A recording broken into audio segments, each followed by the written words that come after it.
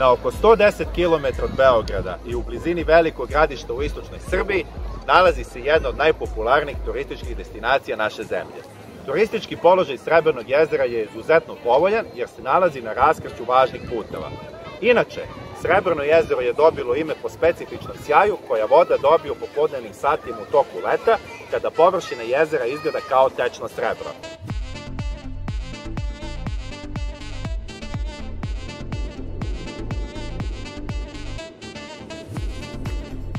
Inače, centar svih dešavanja na Srebrnom jezeru je definitivno šetalište sa mnoštvom kafića, restorana, diskoteka, festivala, prodavnica i objekata brze hrane. Dnevno leti na ovoj plaži bude više od 5000 ljudi.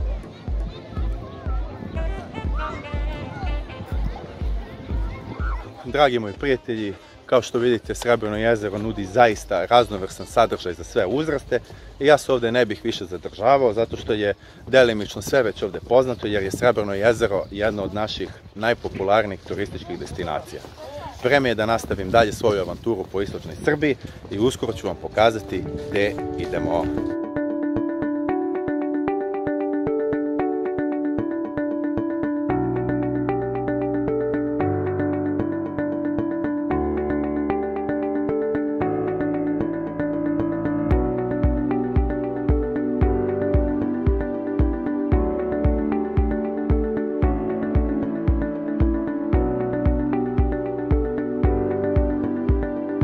Danas ću vam pričati o najlepšem biseru Dunava koji krije mnoge srednjovekovne legende i tajne. Dobrodošli na Golubačku tvrđavu. Za Golubac kažu da je mesto gde Dunav ljubi nebo i da dok postoji Golubac, Srbija ima izlaz na more. Golubačka tvrđava je podignuta na samom ulazu u Đerdapsku klisuru, na mestu gde je naša najpoznatija reka najšira. Tvrđava je do dana današnjeg predmet raznih spekulacija, jer niko sa sigurnošću ne može da utvrdi i kaže koju je i kada tačno podigao. Zna se da je Golubačka tvrđava predstavljala važno srednjovekovno vojno utvrđenje zbog svog strategijskog značaja mesta, jer se odavde lako mogu kontrolisati sav kopneni i vodeni put koji je povezivao istok i zapad. Tvrđava je opasena 10 kulama koje su međusobno povezane bedemom, tako da brane grad kako sa kopna, tako i sa vode.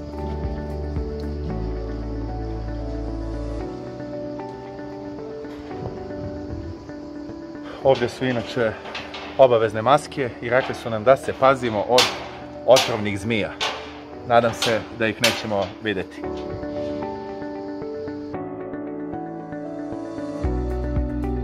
Ono što je najzanimljivije u vezi Golubačke tvrđave, to je da je njeno ime na kartama ispisano različitim jezicima i da u svakom osnovu čini reč Golub. Upravo iz tog razloga postoje mnoge legende o Golubačkom gradu, a jedna od najpoznatijih govori o lepoj Golubani, meštanki u koju se zaljubio turski paša. On je pokušao da osvoji njeno srce raskošnim poklonima, ali devojka ih je sve odbila. Za kaznu, po pašinom naređenju, Golubana je vezana za Dunavsku stenu, ne bi li se pokajala. Njeno neuzvraćene ljubavi turskom paši odvelo je pravu smrt. Stena je zbog toga nazvana Babakaj, što u prevodu znači pokaj se. Postoje još mnoge legende o ovom utvrđenju, ali svakako da je ova legenda najpoznatija. Moram da kažem da sam Golubačku tvrđavu posetio poslednji put pre par godina, kada nije bila obnovljena i sada zaista izgleda svetski.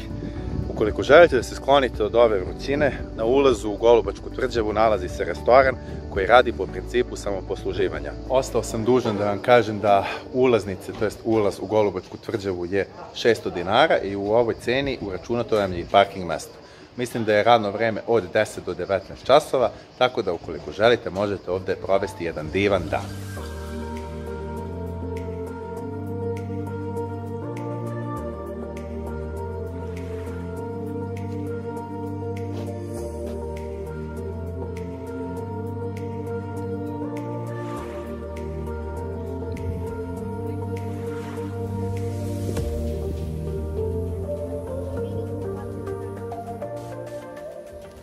Vreme je da probamo i mišine šljive, da vidimo da li one imaju neku energiju.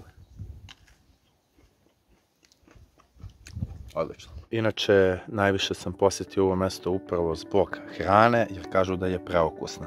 Dočekali su nas sa odličnom medovačom, a sada je vreme da probamo domaću supu. O ovome sam vam pričao, znači hrana je zaista preukusna, povoljna, jeftina i ono što je najbitnije, domaća. Pa gde si, lepi? Lepi moj? Ovo je zaista jedno od najlepših mesta koje sam posjetio u ovom delu Srbije, tako da je ovo topla preporuka da na putu za Đerdapsku klisuru svratite do Mišinog brega. To je čovjek koji je ceo svoj život skoro proveo u izgradnji ovog imanja. Napravio je jedno od najlepših mesta. Mogu da nazovem da je ovo slobodno jedan muzej na otvorenom, gde možete vidjeti zaista mnogo interesantnih stvari. Ono što mi se najviše dopada na ovom imanju je organska hrana koju možete i kupiti i poneti kući.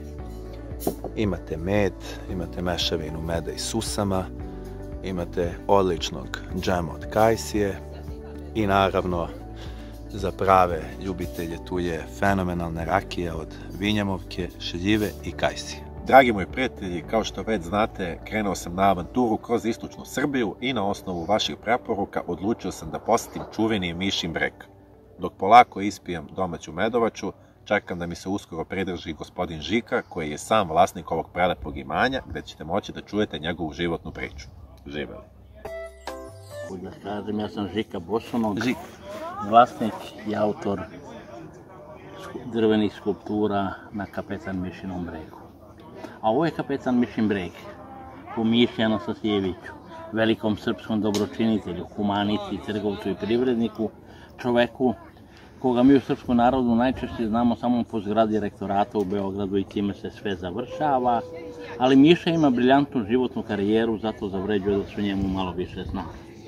I od svoje 5., 10., 15. do bezmalo 70. koliko sada imam, ja od ranog proleća do kasne jeseni hodam bos i crpim pozitivnu energiju za moje stvaralaštvo, ali crpim pozitivnu energiju od mojih posetioca koji dolaze iz čitavog sveta i zato sam im neizmjerno zahvalan. Da sam po prirodi veliki optimista i da želim da taj moj optimizam prenesem na sve ljude sveta. Moj optimizam ide toliko daleko. Ja ovog trenutka bezmalo imam 70 godina, a optimizam ide toliko daleko da ću 28. septembra kroz 50 godina ovde pompezno proslaviti moj 120. rođendan sa desetinama hiljada ljudi iz čitavog sveta, sa vatrometom koji će padati sa neba u prvi sumrak i sa činjenicom da će iz nekog letećeg tela teći šampanjac, a moji saradnici ja ćemo deliti prazne čaše da se uzmu po kojih gutlja i da nazdravimo i tako dalje. Što je još značajnije, svi ti ljudi koji će tada biti, poneće se sobom magnetić i vidjeti da u tada velikom prostoru u muzeju vina koji je sada mali, njihova flaša koja je stavljena tu pre 50, 49 ili možda nešto manje godina, stoji i čeka. Zahvaljujući se na strpljenju i ovom mom kazivanju, ja sam Žika Bosonog i sasvim na kraju ovo je moj autoportret. Hvala lepo. Hvala vam.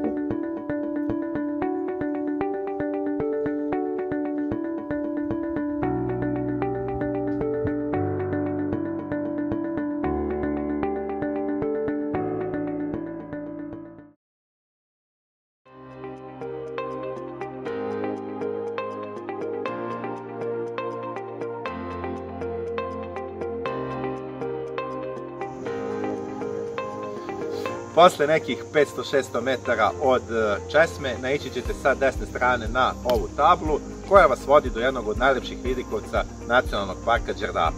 Do vidikovca Ploče treba nam nekih sat vremena i mislim da se ulaz naplaćuje 250 dinara kada su rendžeri tu. Kada nisu, vi samo šmugnete i nastavite dalje. Za one malo veće avanturiste, tu je i uspon na Veliki Štrbac. Kao što vidite, cela staza je markirana i dužina iznosi oko 7,5 km. Na ulazu nas je ipak sačekao rendžer Nacionalnog parka i cena ulaznice je 250 dinara po osobi.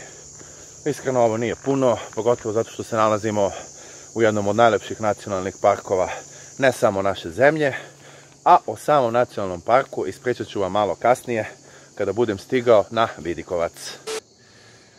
posle samo nekih 300 metara uspona, vreme je za prvu pauzu, da se malo pomolimo za lepo vreme i dobre slike. Rečeno nam je da treba oko sat vremena do vrha, a uz pomoć ove rakije dajem sebi slobodu da kažem da sam za 15 minuta gore. Živeli!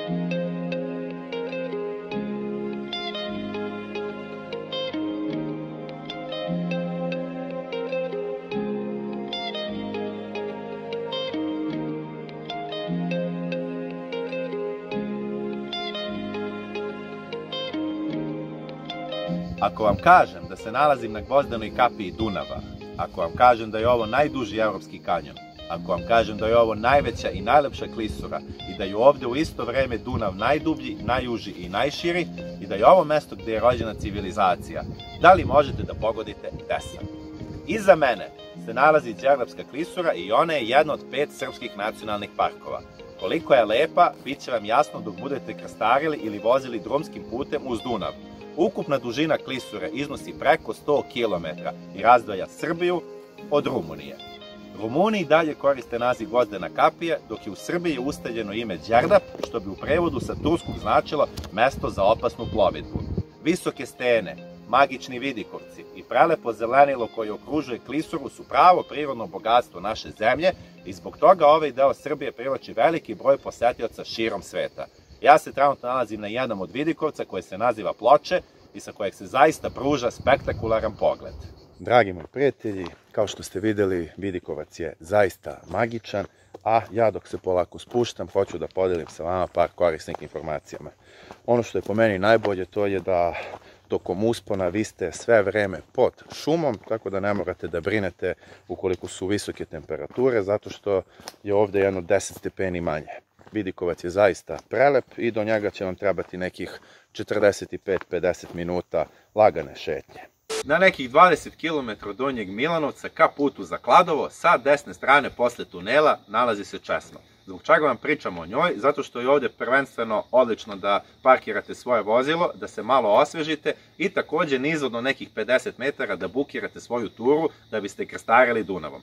Takođe, ovo vam je odlična početna tačka da krenete na uspon do Vidikovca Ploče, od kojeg vas deli nekih 500 metara do ulaza u nacionalni park, gde ću vam malo kasnije detaljno objasniti šta sve trebate da radite. Pojas je tu, čamac je tu, vreme je da zaplovimo Dunavom. Inače, ova avantura trajeće nekih sat i po 2, obići ćemo Trajanovu tablu, Decibelovu glavu i krstarit ćemo Dunavom, koliko sam čuo, ući ćemo i u rumunske vode.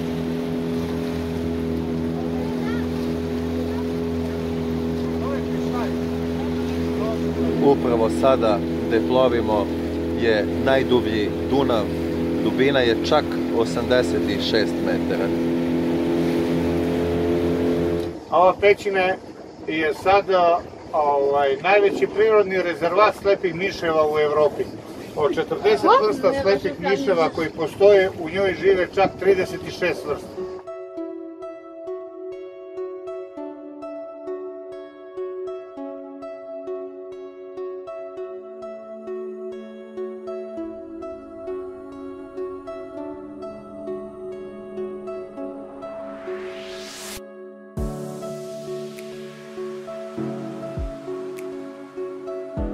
Đerdapska klisura je bila veoma važna za vreme Rimljana, pogotovo za vreme rimskog cara Trajana.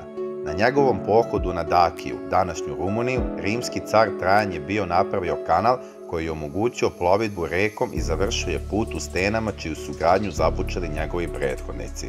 Car Trajan je završio put i napravio most preko Dunava koji je bio poznat kao Trajanov most i koji je imao 20 stubova. Sa oko 1100 metara dužine, ovo je u to vreme bio najduži most na svetu. Po završetku puta, naredio je da se postavi sada već čuvena Trajanova tabla.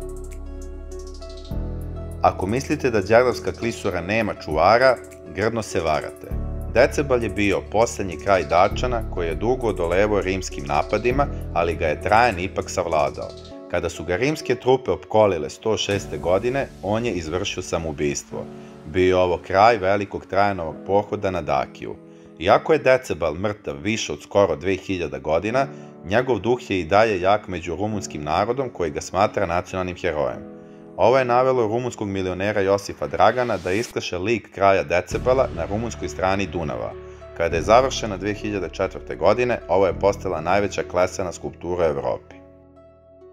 Sam za dosadašnjih 25 godina karijere ribolova ulovio do sad najvećeg soma u ribarsku mrežu, to je bilo u aprilu 2014. Imao je 93 kila, 2 metra i 40 je bio dugačak. Svaka čast.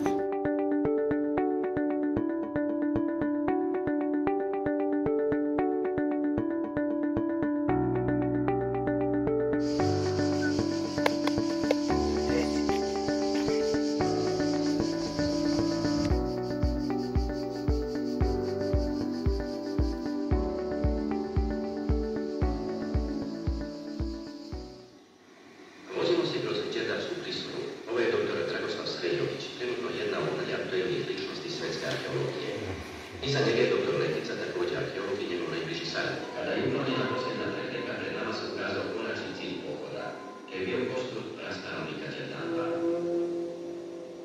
Da li ste se nekada zapitali ko smo i odakle dolazimo? Iako je od uvek tu, poznajemo je relativno kratko. Iako je bogata, o njoj znamo vrlo malo. Reč je o jednoj od najstarijih civilizacija na svetu. Kultura Lepenskog vira stara je oko 8000 godina. Ovaj lokalitet je dobio ime po Dunavskom viru i smešten je na desnoj obali Dunava u Đerdapskoj klisuri. Lepenski vir, koji se nalazio na teritoriji današnje Srbije, je jedno od najvećih i najznačajnijih preistorijskih nalazišta kamenog doba. Kameni idoli pronađeni u Lepenskom viru predstavljaju najstarije pronađene kamene skulpture u Evropi. Pored ovih figura, pronađena je i bogata riznica alata i oruđa od kamena, kostiju i roga, koji nam mogu dočarati i prikazati kako se ovde živelo pre 8000 godina.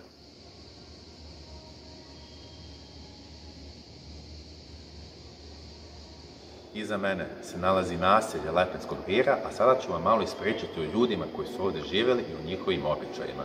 Ljudi Lepenskog vira imali su običaj da pored pokojnika postave lobanju srne i rogove jelena. Veza između pokojnika i jelena uspostavljena je usled činjenice da su jeleni krstarili šumama oko Lepenskog vira, pa se tako smatraju čuvarima ovog predela, a i samih pokojnika. Sami rogovi su simbol ponovnog rađenja, vaskrsavanja i neraskidive veze između života i smrti. U nekim slučajevima pronađeni su i sahranjeni pas uz pokojnika kao njegov verni pratilac na drugom svetu. Izuzetno mi je drago da se upravo Lepenski vir nalazi na teritoriji Srbije i da su ga ovako lepo spremili. Dragi moji prijatelji, mislim da ni sami nismo svesni kakve sve kulturne i prirodne lepote krije ova naša lepa Srbija. Nadam se da sam u ovom vlogu dočarao što bolje svoje putovanje po istočnoj Srbiji, gdje sam se potrudio da vam na poučan, interesantan, a pomalo i šaljiv način prikažem sve kulturne i prirodne lepote ovog kraja. Do sledećeg viđenja. Veliki pozdrav!